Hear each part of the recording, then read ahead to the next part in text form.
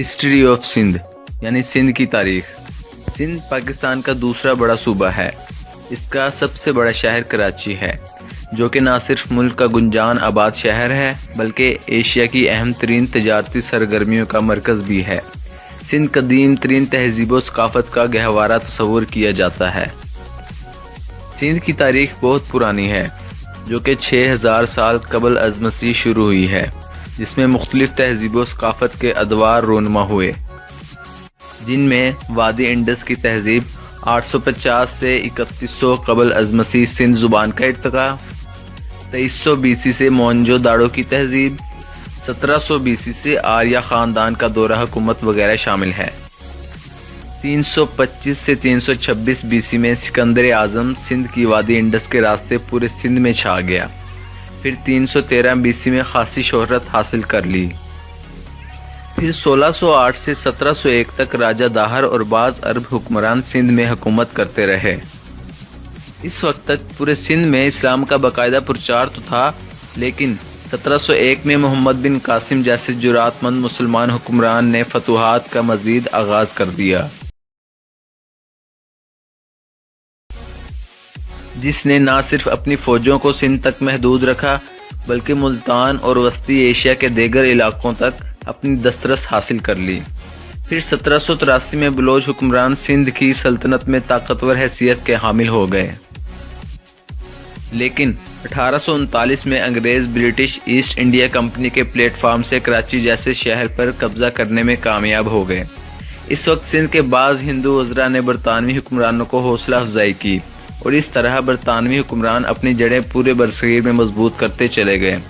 اس دوران بلوچی حکمرانوں نے انگریزوں کے ساتھ خوب ہٹ دھرمی برتی اور ان کی آرمی کے سینٹرز کو لشکر کشی کے ذریعے نشانہ بنایا۔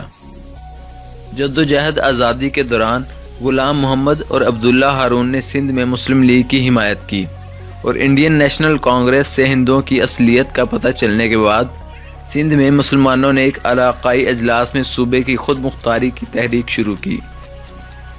1947 میں پاکستان ایک نئی ریاست کے طور پر سامنے آیا اور سندھ پاکستان کے حصے میں آیا، جس میں سندھ کے لوگوں کی طویل جدوجہد اور قربانیوں کا اہم کردار قابل ذکر ہے۔ قیام پاکستان کے بعد خون خرابے کے باعث تقریباً 11 لاکھ ہندو سندھی بھارت ہجرت کر گئے۔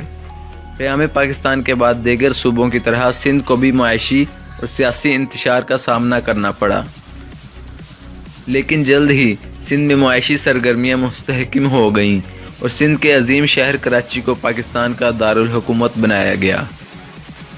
سندھ کے تقریباً 29 اضلاع ہیں، جن میں بدین، گھوٹکی، جیکب آباد، کراچی سینٹرل، خیرپور، مٹیاری، نوشہر و فیروز، کمبر اینڈ شہزاد کوٹ، شکارپور، ٹنڈو اللہ یار، تھرپارکر، عمر کوٹ، کراچی ایسٹ، کراچی ویسٹ، کورنگی، دادو، حیدرآباد، جامشورو، کشمور، لارکانہ، میرپور خاص، شہید بینظیر آباد، سنگھڑ، سکر، ٹنڈو محمد خان، ٹھٹا، سجاول، کراچی ساؤتھ اور ملیر شامل ہیں۔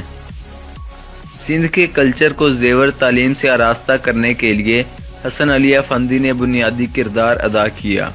اسے سندھ کا سر سید احمد خان بھی کہا گیا ہے۔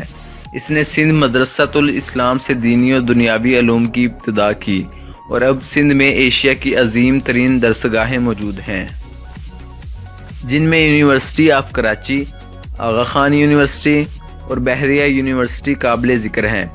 سندھ کی ثقافت مخصوص انداز کی حامل ہے۔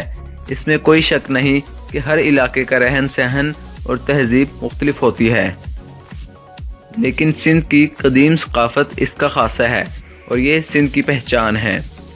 سندھی اپنی عادات، رہن سہن، جذبات، ثقافت، رسم و رواج کو بڑے فخر سے مناتے ہیں۔ یہاں کی ثقافت میں صوفیہ کرام نے مزید رنگینیاں بھر دی ہیں اور ان کے کلام پوری دنیا میں سنے جاتے ہیں، جن میں شاہ بھٹائی، سچل سرمست، سامی اور دیگر بزرگ شامل ہیں۔ سندھی لباسوں میں سندھی سنگھاڑا، اجرک، सिंधी टोपी और सिंधी जेवरात पूरे